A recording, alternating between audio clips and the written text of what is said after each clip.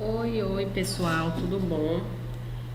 Eu resolvi disponibilizar as aulas sem ser a gravação online, porque teve algumas aulas que ficaram um pouco poluídas, né, com áudio, então eu resolvi gravar a aula sozinha com a minha explicação. Então, qualquer dúvida, vocês podem entrar em contato comigo, né? Mas usem o material que foi disponibilizado, tanto o slide quanto a literatura, porque tem muita coisa que eu vou falar que não tem no slide, porque o slide é mais para nortear mesmo a minha aula e não esquecer de falar nada para vocês, tá bom? Hoje nós vamos falar sobre as opções de tratamento para o controle do câncer e mais sobre radioterapia, quimioterapia e a cirurgia, porque é importante vocês saberem esses aspectos para entender os tipos de tratamento de câncer. Lembrando, gente, que as medidas que eu vou trazer aqui são aquelas medidas gerais, aqueles tipos de tratamento que a maioria dos cânceres são utilizadas. Só que cada câncer tem uma terapia ainda mais específica. Por exemplo, o câncer de tireoide, às vezes é necessário que utilize a iodoterapia, porque é a tireoide que produz esse iodo, né? Então, às vezes, além da quimioterapia ou da radioterapia, é necessário fazer essa reposição de iodo. No caso também de câncer de mama, câncer de ovário, né? Faz também a terapia hormonal, que é o que a gente não vai falar aqui, porque é específico de cada tipo de câncer. O que nós vamos falar hoje são aqueles tratamentos gerais, que todos os cânceres, eles podem fazer. Então, aqui, para iniciar, só um minutinho. Para iniciar, a gente tem que entender que as opções de tratamento que são oferecidas para esse paciente com câncer, eles devem se basear em algumas metas. As principais metas são essas três que estão aqui no slide, que é a cura, que é a erradicação completa dessa doença maligna, o controle, que é para proporcionar a esse paciente uma sobrevida prolongada e também conter o crescimento das células cancerosas, e o cuidado paliativo, que é para aquele paciente que ele não tem prognóstico, que ele não vai ser curado, né, que a gente não tem basicamente mais o que fazer em relação ao estado clínico dele. Então é mais para fazer alívio dos sintomas, promover uma qualidade de vida para esse paciente nesse processo. O que é importante a gente saber? É importante que a equipe de saúde, o paciente e a família, eles tenham uma clara compreensão das opções e metas de tratamento, principalmente a gente enquanto equipe de saúde, porque a gente vai fazer a orientação para esse paciente, a gente vai fazer a orientação para essa família. É necessário que tenha essa comunicação aberta entre esses três, que tenha um apoio, principalmente quando acontecer as complicações da terapia desse paciente, que a gente vai falar mais lá na frente, e também para o caso desse paciente que o quadro dele piore, que a doença ao invés de regredir progrida. Então é necessário a gente ter essa comunicação, estar ali com o paciente, saber, né, as necessidades dele mesmo, sabe, sanar as dúvidas a gente enquanto equipe de enfermagem. As modalidades de tratamento mais comuns que são utilizadas são a cirurgia, a radioterapia e a quimioterapia, que é o que a gente vai falar nessa aula. Eu trouxe a terapia direcionada porque eu quero explicar para vocês nesse slide mesmo aqui, mais ou menos como que ela é, que a gente não vai falar sobre ela aqui nessa aula. Como é que era a terapia direcionada antes? Antes eram usadas drogas que, ao tentar atacar o tumor, acabavam que agiam também sobre as células normais do corpo. Aí, com o avanço da medicina, acabou se conhecendo o processo de oncogênese, né, dessa célula cancerosa, e fez-se então a terapia direcionada, que é essa terapia que, ao invés dela matar as células normais e as células cancerosas, elas inibem somente o crescimento dessas células cancerosas. Então, a terapia direcionada é isso, né? É um fármaco, uma droga, que ela inibe somente aquelas células cancerígenas do nosso corpo, cancerosas. Aqui a gente já entra, né, nos tipos de tratamento. Antes da gente falar da cirurgia como tipo de tratamento primário, a cirurgia ela entra como um quesito diagnóstico. Antes dela ser utilizada como método de tratamento, é o método mais frequente utilizado, mas ela entra também como cirurgia diagnóstica antes de tudo isso, do método de tratamento. Então, a cirurgia diagnóstica, deixa eu só ativar o ponteiro aqui para vocês. A cirurgia diagnóstica, gente, é o que nós conhecemos como biópsia, né? E ela é realizada, tirado, né, uma amostra desse tecido para fazer a análise dessas células suspeitas de câncer ali daquela região. É obtida a partir do tumor real. O que quer dizer? Esse tecido é tirado do tumor, né? Só que às vezes é necessário fazer a biópsia também de linfonodos próximos ali àquele tumor. Porque a gente viu na aula passada que a metástase, que é aquela invasão da neoplasia maligna, acontece por via sanguínea, via hematogênica e por via linfática. Então, às vezes, faz essa cirurgia diagnóstica, retira o tecido do tumor real, mas também retira esse tecido de linfonodo para saber se não teve metástase, se não está iniciando um processo de metástase ali naquela região. Então, às vezes, a biópsia é feita assim. Os tipos de biópsia que a gente vai falar, elas variam por alguns fatores, né? Os tipos de biópsia que aquele paciente vai fazer, vai ser escolhida para aquele paciente. Vai depender do tamanho desse tumor. Se esse tumor for pequeno, vai ser um tipo de biópsia. Se esse tumor for grande, vai ser outro tipo de biópsia. Depende da localização desse tumor. Se essa localização desse tumor é de fácil acesso, vai ser utilizado um tipo de técnica de biópsia. Se essa localização desse tumor é difícil, é utilizado outro tipo de biópsia.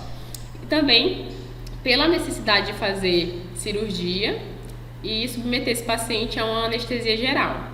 Geralmente é escolhida a conduta menos invasiva, só que ao mesmo tempo que é escolhida uma conduta menos invasiva, tem que ser escolhida uma conduta que essa amostra tecidual seja muito representativa, né, daquele tecido cancerígeno.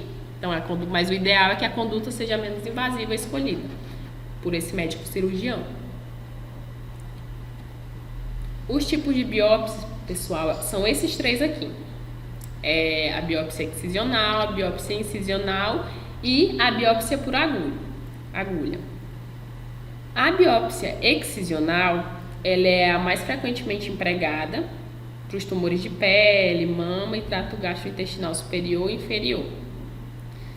São realizadas em locais de fácil acesso, né? E qual é a característica dessa biópsia excisional?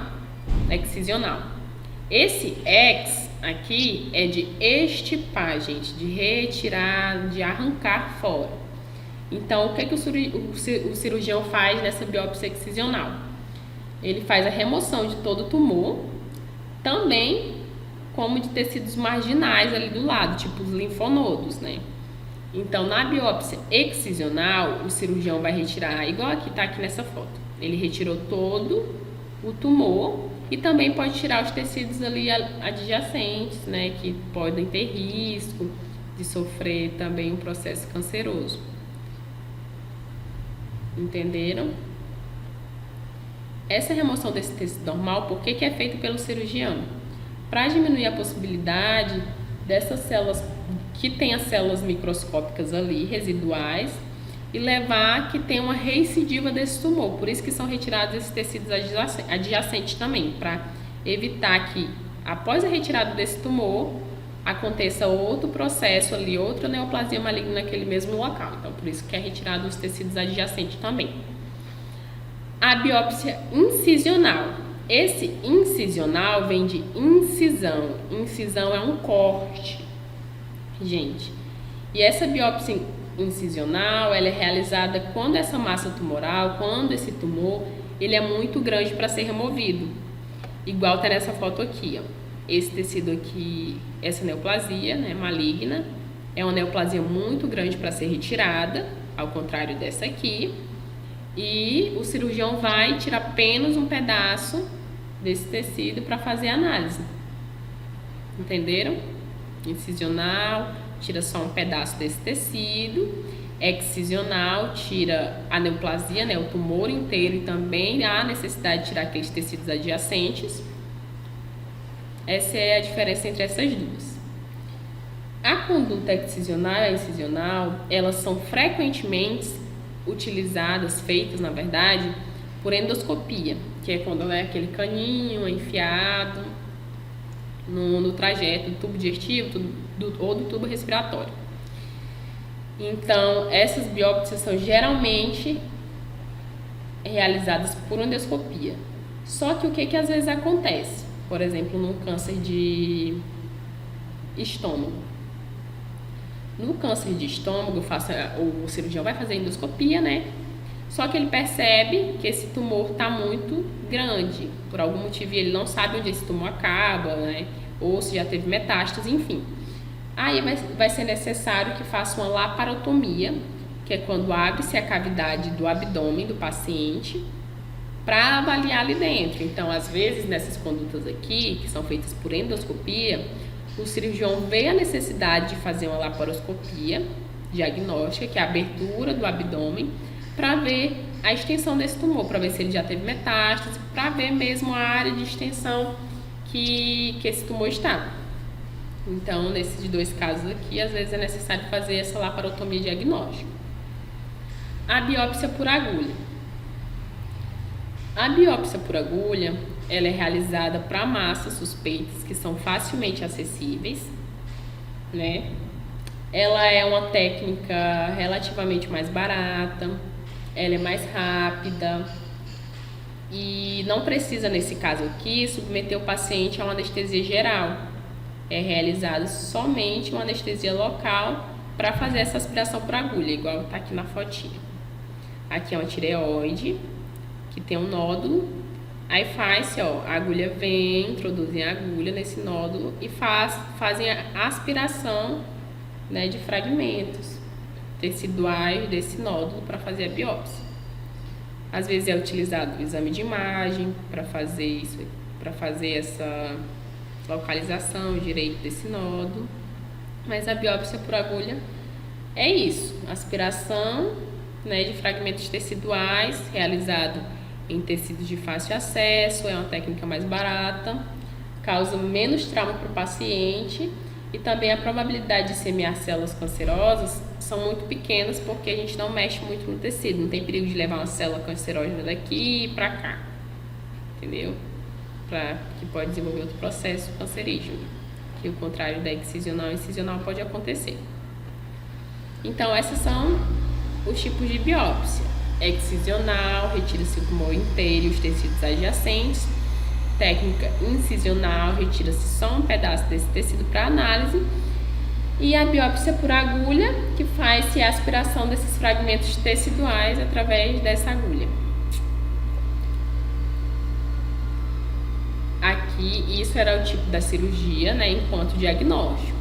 Aqui, a gente já entra na cirurgia como método de tratamento desse tumor. Antes ela era método diagnóstico, aí após fazer esse diagnóstico, a gente faz uma intervenção, que pode ser cirúrgica, pode ser por radioterapia ou pode ser por quimioterapia. Essa intervenção cirúrgica, quando ela é como tratamento primário, o que é feito? Faz a remoção do tumor, né, desse tumor inteiro, na cirurgia como método de tratamento. Na cirurgia com finalidade profilática, a profilaxia, gente, quer dizer prevenção, né? Então, o que acontece? Na cirurgia profilática, faz-se a remoção de tecidos desvitalizados ou órgãos que estão em risco. O que vai definir se esse órgão está em risco ou não? A gente considera alguns fatores enquanto equipe de saúde, né? A gente conversa com o paciente, com a família e discutem a possível cirurgia profilática. O que é levado em consideração? É levado em consideração a história familiar e predisposição genética desse paciente. No caso desse paciente, gente, ele não tem, por exemplo, não está com um processo de neoplasia maligna ainda, ele não tem um tumor, ela é para prevenção. Aí a gente leva em consideração a história familiar, presença ou ausência de sinais e sintomas, riscos e benefícios dessa cirurgia para o paciente, a capacidade de detectar o câncer em estado precoce, porque se a gente tem a capacidade de detectar esse câncer em estado precoce, não é necessário fazer essa cirurgia profilática. e também a aceitação desse paciente no pós-operatório, principalmente para as mulheres, no caso do câncer de mama.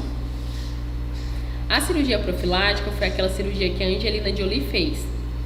O que aconteceu? A mãe dela, a mãe da Angelina Jolie, teve uma história de câncer de mama. A Angelina Jolie, ela não tinha nenhuma presença de sinais ou sintomas, mas ela preferiu fazer a retirada dessa mama e colocar prótese para prevenção, né, por fim profilático, para prevenir que mais tarde ela tivesse um processo de câncer dos seios. Então a cirurgia profilática é isso, remoção, né, de órgãos que estão em risco, para prevenção, tem o fim preventivo. A cirurgia paliativa, quando que ela é realizada? Ela é realizada quando a cura desse paciente não é possível. Então, as metas da cirurgia paliativa é colocar esse paciente o mais confortável possível e promover qualidade de vida para aquele paciente até que ele evolua, né, para o óbito, porque é o que vai acontecer, infelizmente. Então, ela vem com uma proposta de uma tentativa de aliviar as complicações do câncer, como as ulcerações, hemorragias, dor. Então, a cirurgia paliativa é quando a cura desse paciente não é possível, é só para evitar essas complicações mesmo. No caso da cirurgia paliativa, é importante que a gente tenha uma comunicação ainda mais honesta com esse paciente, informativo. Porque às vezes o paciente é submetido à cirurgia paliativa, é importante que ele e a família saibam, porque às vezes ele pode pensar que essa cirurgia é para tratamento, né? E vai ocasionar falsas esperanças nesse paciente ou um desapontamento futuro. Então a gente fala para o paciente, para a família, olha, o seu Antônio, ele está tendo muitas complicações, está tendo muita hemorragia. Então, como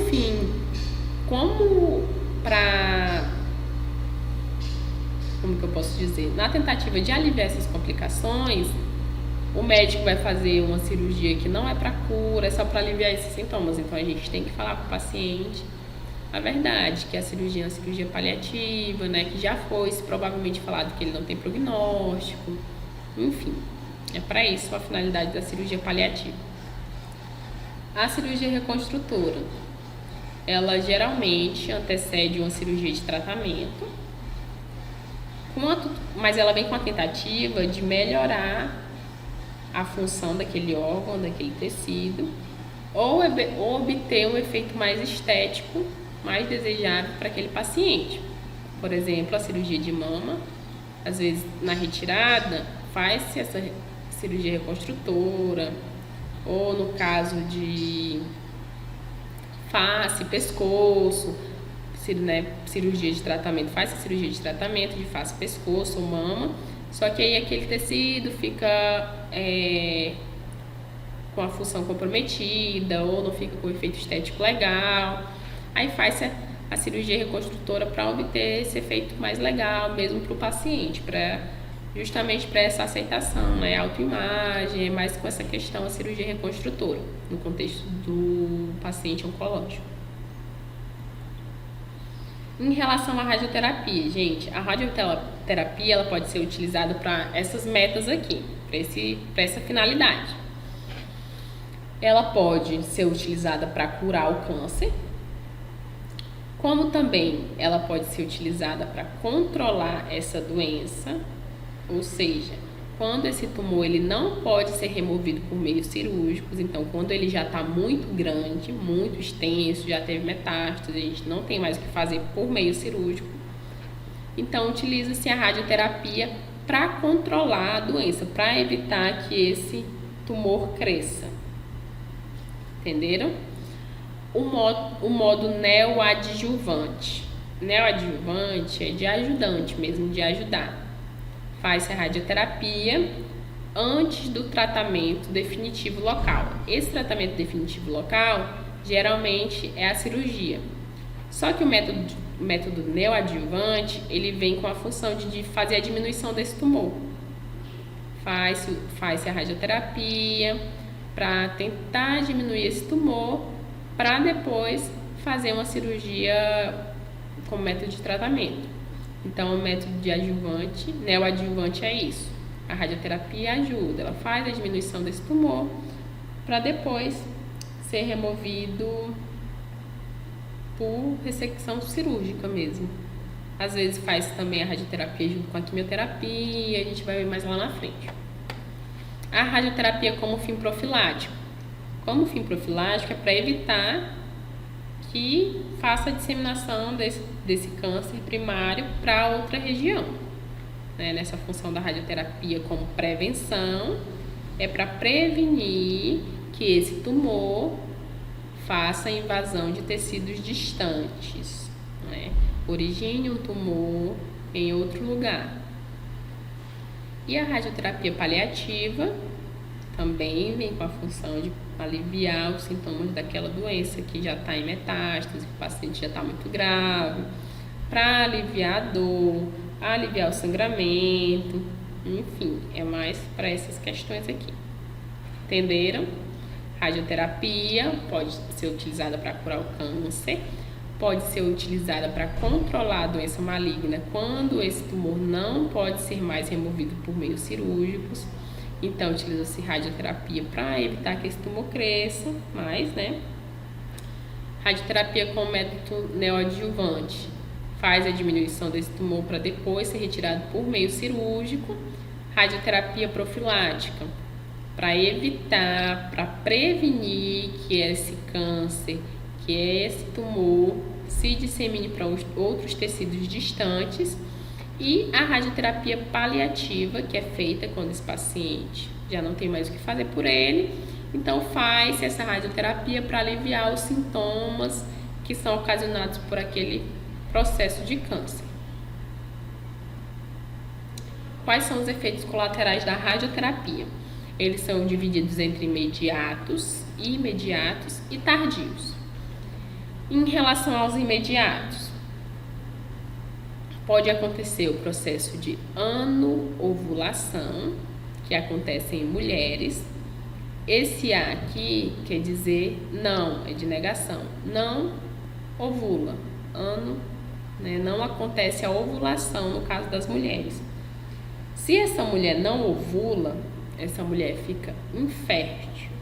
Então acontece um processo de infertilidade nessa mulher que é submetida a um processo radioterápico.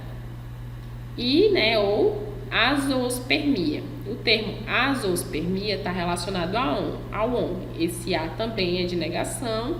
E zoospermia quer dizer que há ausência de espermatozoide no sêmen. Então, azoospermia, decora essa palavra. Ausência de espermatozoide no sêmen, que ocasiona também infertilidade, porque se só tem conteúdo seminal naquele esperma, naquele sêmen, e não tem espermatozoide, esse homem vai ser um homem estéril, vai ser um homem infértil, na verdade. E na mulher, anovulação, ausência da ovulação. Esses dois aqui estão relacionados à infertilidade. Então, anovulação na mulher, azoospermia no homem. Epitelites. Tudo que termina com ites, gente, ites é um processo inflamatório. Então, o epitélio está relacionado à pele, Então, processo inflamatório nos tecidos, no geral, na pele, no rosto, na cabeça, onde tem tecido. Acontece, às vezes, esses processos inflamatórios na pele, a gente vai ver um pouquinho na próxima aula e como intervir. E também pode acontecer as mucosites, também termina com ites, então um processo inflamatório nas mucosas. Mucosas são o quê? Boca e órgãos genitais, Ânus também, vagina, pênis e mucosa oral. Geralmente é onde acontecem as mucosites, inflamação das mucosas. E acontece também, como efeito colateral imediato da radioterapia, a mielodepressão. Essa mielodepressão é caracterizada por esses dois acontecimentos aqui, leucopenia e a plaquetopenia. Leucócito são as células do sangue, né, os glóbulos brancos, que são responsáveis pelas defesas do nosso organismo. Penia quer dizer baixa, queda. Então, acontece o processo de queda dos leucócitos. Se acontece o processo de queda dos leucócitos, esse paciente está mais suscetível a um processo de infecção. Não tem a defesa. Os leucócitos estão baixos, eles não vão conseguir responder. Não, enquanto defesa do organismo, não vão conseguir responder se esse paciente for cometido com processo infeccioso. E também a plaquetopenia. Penia quer dizer baixa das plaquetas. Então, esse paciente, as plaquetas são responsáveis pela coagulação sanguínea. Então, esse paciente possivelmente vai ter mais facilidade para ter hematoma, pode ter sangramento, entenderam? Então, a mielodepressão, né, é isso. No caso dos pacientes, vai acontecer leucopenia, baixa dos leucócitos, mais suscetível a um quadro infeccioso, e plaquetopenia, mais suscetível a episódios de sangramento, hematomas, essas coisas. E os efeitos colaterais tardios são as atrofias, né, aquele órgão perde a função, diminui, perde a função, ou as fibroses, caso de fibrose, que é o enrijecimento daquele tecido. Então, acaba que a função fica comprometida também. Em relação à quimioterapia, gente, a quimioterapia são utilizados os agentes antineoplásicos, né? E eles vêm com a tentativa de destruir essas células tumorais, ou eles podem interferir com as funções celulares, ou não, né? Eles vêm com a tentativa de destruir as células tumorais, ao interferir com as funções celulares, inclusive de replicação. Então, o que quer me dizer? Quer me dizer que a quimioterapia, que é a utilização desses agentes antineoplásicos, esses agentes fazem uma tentativa de destruir essas células ao interferir com o processo de replicação. Ele tenta intervir nesse processo de replicação da célula, que essa célula não se replique. Se ela não se replica, o câncer não vai crescer, né? Então, a quimioterapia, ela pode ser combinada com a cirurgia, pode ser combinada com a radioterapia, ou ela pode ser combinada com ambas, com a finalidade de reduzir o tamanho desse tumor no período pré-operatório, né? Então, antes da cirurgia. No período depois da cirurgia, o que essa quimioterapia pode fazer? Destruir qualquer célula tumoral remanescente. O que quer dizer? Quer dizer que esse paciente foi submetido por uma cirurgia de tratamento, só que aí percebeu-se que ficaram algumas células tumorais ali naquele tecido, não conseguiram tirar aqueles tecidos adjacentes inteiros, né? Todos os que estavam com células cancerosas. E esse paciente acaba tendo que ser submetido a um processo de quimioterapia para tentar destruir essas células que ficaram ali. E também ela pode ser utilizada, a quimioterapia, como método de tratamento primário, que é quando ela sozinha consegue tratar algumas formas, né, de leucemia, geralmente, e linfoma. Então, a quimioterapia ela pode ser combinada com a cirurgia, com a radioterapia. Quando ela é combinada com a cirurgia e a radioterapia, ela tem a função, né, de reduzir esse tumor para fazer uma cirurgia, ou faz-se a cirurgia e depois faz a quimioterapia para destruir algumas células que ficaram ali naquele local. Ou ela é utilizada para tratar, né, sozinha, sem ser combinada, formas de leucemia e linfoma. Entenderam, gente? Pode ser combinada antes da cirurgia, faz a quimioterapia, reduz o tamanho desse tumor e faz a cirurgia. Ela pode ser combinada com a radioterapia, então faz a quimioterapia e a radioterapia para diminuir esse tumor e depois faz a cirurgia. Ou depois da cirurgia. Entenderam? Esses agentes antineoplásicos, eles têm algumas classificações. Um pouquinho complicado, mas vocês têm que atentar, não se prendam a decorar essas fases aqui, mas só saber que eles têm essa classificação. Eles podem ser classificados por sua relação com o ciclo celular. A gente falou na primeira aula que as células sofrem aquele processo de mitose, que é aquela replicação. Uma célula se replica e dá origem a duas outras células iguais a elas. Então, para a célula fazer esse processo, ela passa por todas essas fases aqui. Só que às vezes tem umas células naquele tecido que está assim, ela só realizou a fase 1, ela está nessa fase aqui, fase G1.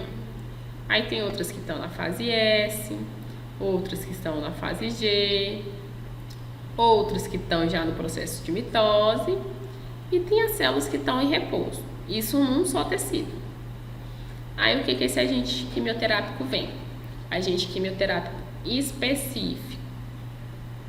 É aquele agente quimioterápico que ele age em uma dessas fases, apenas uma, por exemplo. Tem um agente tal, o fármaco tal, ele só age na fase S da célula. Então, no momento que esse paciente, que é infundido nele a quimioterapia, esse agente específico vai destruir apenas as células que estão na fase S. Entenderam? Só essas. Ele não vai conseguir destruir essa aqui, essas que estão nessa fase, nem essas que estão nessa fase, nem na fase de mitose, nem na fase de repouso. O agente específico tal, ou o agente quimioterápico tal, age apenas na fase da célula, que é a mitose, apenas na fase de divisão celular. Então, esse agente quimioterápico é infundido no paciente, esse agente específico, e ele vai agir naquelas células que estão fazendo mitose. Entenderam? Aí tem os agentes quimioterápicos inespecíficos. Aí aquele tecido tem células que estão na fase G1, fase S, fase G2, fase de mitose e a fase em repouso.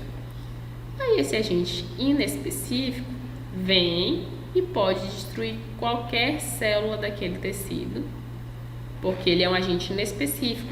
Ele não age só numa fase da célula, ele pode agir em todas essas fases aqui. Então, independente de que fase do ciclo celular aquela célula esteja, esse agente inespecífico vai destruir ela, ao contrário do agente específico, que vai agir ou só na fase S, ou só na fase de mitose, ou só na fase G1, ou só na fase G2 ou na fase de repouso. Entenderam? Essa é a primeira classificação. São classificados em específicos e inespecíficos, baseado na relação deles com o ciclo celular. Eles também são classificados de acordo com o grupamento químico que esse quimioterápico faz parte. Por exemplo, antibiótico é um grupo químico. Aí esses agentes quimioterápicos que são do grupo de antibióticos, eles são ciclo inespecífico. Se eles são ciclo inespecífico, eles vão agir em qualquer fase aqui, qualquer célula, eles vão agir. Se a célula estiver em qualquer uma dessas fases, esse agente quimioterápico vai tentar destruir essa célula. Aí, o agente quimioterápico, que o grupamento físico dele é alcaloides, ele é ciclo específico da fase M. Então, esse alcaloide vai agir apenas na fase M, que é a fase de mitose. Desculpa, gente. Esse alcaloide, grupamento físico alcaloide, vai agir apenas... Ai, gente, desculpa de novo. Tenho rinite. Apenas na fase M. Então, ele vai agir só nas células que estão nessa fase aqui. Não vai destruir as outras células, só as células que estão nessa fase. Os antimetabólicos vão agir apenas nas células que estão na fase S. Qual é a fase S? Ele é ciclo específico, né? Só na fase S. Fase S é quando ocorre a síntese de DNA. Então, Esse agente quimioterápico vai agir nas células que estão apenas na fase S, não vai destruir essas outras. E tem os agentes alquilantes, que assim como os antibióticos também são ciclos inespecíficos, então eles vão agir em qualquer uma das células que estão em qualquer uma dessas fases aqui. Entenderam? Classificação de específicos e inespecíficos e de acordo com o grupamento físico, grupamento químico. E em relação à toxicidade, que são os efeitos adversos dessa quimioterapia. Gente, ao contrário da radioterapia, a quimioterapia ela atinge, né, de forma sistêmica o organismo. Por quê? Essa quimioterapia são fármacos, são drogas que são colocadas através de via parenteral, que são através de via intravenosa, às vezes intramuscular, mas vão entrar na circulação sistêmica geral. Se ela vai entrar na circulação sistêmica geral, ela vai conseguir produzir efeitos em vários sistemas, que desencadeia esses efeitos adversos em qualquer um desses sistemas. Aí no sistema gastrointestinal, pode ocasionar náuseas, vômito, estomatite. Essa estomatite, a gente vai falar na próxima aula sobre ela, inclusive, é a inflamação da mucosa oral, que é um tipo de mucosite, A mucosite em si, essa estomatite na mucosa oral, essa daqui é nas mucosas, em todas as mucosas, e também pode acontecer um processo de diarreia. No sistema hematopoético, a mielodepressão, igual na radioterapia, então pode ocasionar uma queda de leucócito, queda de plaquetas, paciente mais suscetível ao processo infeccioso, aquilo que a gente já falou. Sistema renal, pode ocasionar uma cistite hemorrágica, tudo termina com it, é uma inflamação. Esse ciste quer dizer bexiga, então a inflamação dessa bexiga pode ocasionar um processo hemorrágico, uma cistite, inflamação da bexiga e também uma hemorragia naquele local. No sistema cardiopulmonar, ocasiona toxicidades cardíacas, porque esses antineoplásicos, o coração é muito vascularizado, então acaba que provocam a toxicidade naquele órgão. Fibrose pulmonar, que é o enrijecimento desse pulmão, dificultando a respiração. Esse pulmão ele não é complacente, não consegue expandir direito. Também causa síndrome do extravasamento capilar. No sistema reprodutor também, assim como a radioterapia pode causar esterilidade. E no sistema neurológico causa alteração sensorial, perda de reflexo tendinoso profundo, fraqueza muscular e o ilho paralítico. Então, gente, voltando aqui só para fazer uma revisão geral. O tratamento do câncer ele pode ter 3 metas: cura, controle e paliativo. É importante que haja uma compreensão, principalmente da equipe, dessas opções e dessas metas de tratamento para aquele paciente e que haja uma comunicação honesta entre a equipe de saúde, o paciente e essa família. Modalidade de tratamento do câncer, dos cânceres no geral: cirurgia, radioterapia, quimioterapia e terapia direcionada. Cirurgia como método diagnóstico é o que a gente conhece por biópsia, é retirado tecidos daquele tumor para serem analisados, as células suspeitas vão serem analisadas. É obtido através do tumor real, ou seja, retira-se tecido daquele tumor. E às vezes é necessário fazer a biópsia de linfonodos ali naquele local para ver se não tem um potencial de metástase, se já não está acontecendo o processo de disseminação daquele tumor.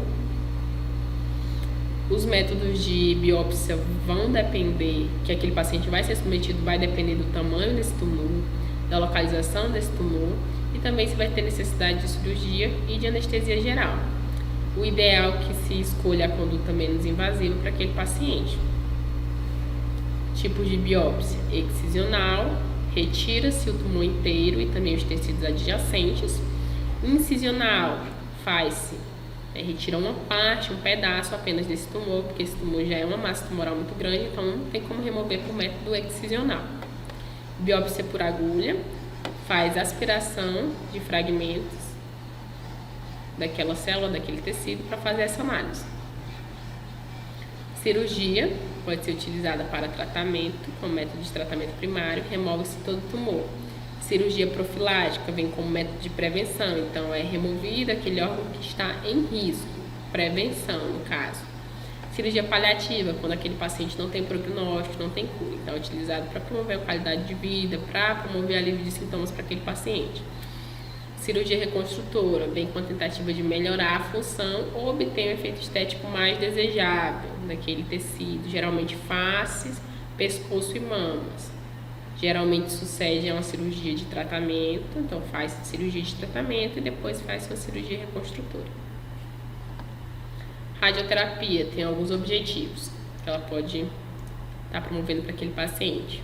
Pode curar o câncer, pode controlar a doença maligna, quando esse tumor ele não pode ser removido por meio cirúrgico, então ele já está muito grande, já aconteceu uma metástase muito grave.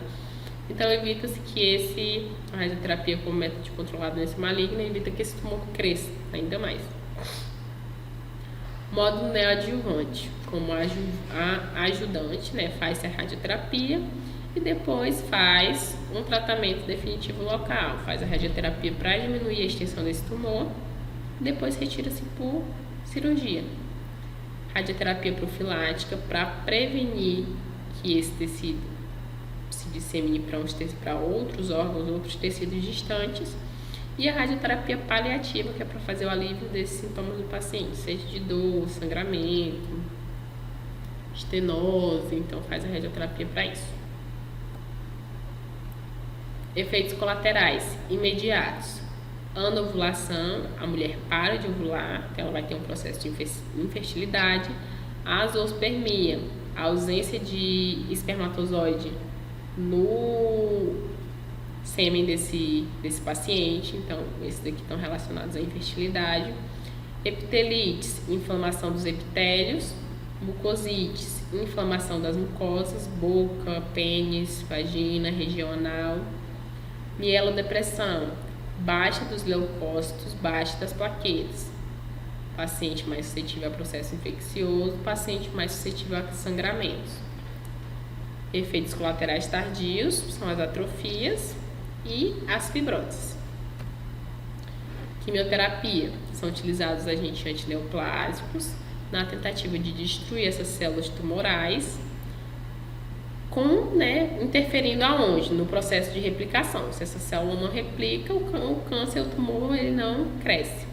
Quimioterapia pode ser combinada com a cirurgia, quimioterapia pode ser combinada com a radioterapia, ou a quimioterapia pode ser combinada com ambos. Quando essa quimioterapia ela é utilizada antes do procedimento cirúrgico, ela tem finalidade de reduzir o tamanho desse tumor para fazer a conduta cirúrgica. Nesse caso aqui, ela pode ser combinada com a quimioterapia, tá? Faz-se a radioterapia, a quimioterapia para diminuir esse tumor, aí depois faz a cirurgia para retirada. Quimioterapia, ela pode ser feita depois da cirurgia, no caso de que fez a cirurgia e ficaram algumas células remanescentes ali. Aí faz a quimioterapia para destruir essas células que ficaram.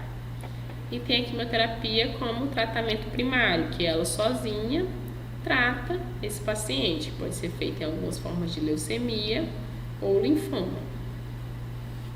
Agentes quimioterápicos são classificados baseados na sua relação com o ciclo celular, que é o processo de mitose, de replicação. Podem ser classificados em específicos, quando eles agem em uma fase só, apenas em uma dessas fases, ou pode ser ciclo inespecíficos, agentes quimioterápicos inespecíficos, quando agem em quaisquer dessas fases. Aqui, a célula está em qualquer uma dessas fases, esse agente inespecífico pode agir. Pode ser classificado também de acordo com o seu grupamento químico, então agente alquilantes, ciclo inespecífico, vão agir em todas essas fases. Agentes antimetabólicos, ciclo específicos, agem apenas na fase S, D. Agem apenas nessa fase. Alcaloides, ciclo específico, agem também de forma específica, só que dessa vez na fase M, que é a fase de replicação aqui de mitose, na verdade, fase de divisão celular. E os antibióticos que são ciclo inespecíficos, que agem em qualquer célula que estiver em qualquer uma dessas fases. Em relação à toxicidade, a quimioterapia pode ocasionar um processo tóxico em qualquer sistema, porque é por via hematogênica, né, que é feito essa quimioterapia, geralmente por via intravenosa. Então, sistema gastrointestinal, náuseas, vômitos, estomatite, mucosite, diarreia, sistema hematopoético, mielodepressão, sistema renal, cistite hemorrágica, sistema cardiopulmonar, toxicidades cardíacas, fibrose pulmonar, síndrome do extravasamento capilar, sistema reprodutor, assim como a radioterapia, processo de esterilidade, e o sistema neurológico, alteração sensorial, perda de reflexo tendinoso profundo, fraqueza muscular e ilho paralítico. Então é isso, gente. Basicamente é isso, as opções de tratamento do câncer, né, de forma geral, porque cada câncer vai ter um tratamento específico, as suas peculiaridades. Cada câncer tem as suas peculiaridades. Então essa foi a nossa aula de hoje, espero que vocês tenham gostado. Deixa eu tentar tirar aqui, tá bom? E qualquer coisa, entre em contato comigo.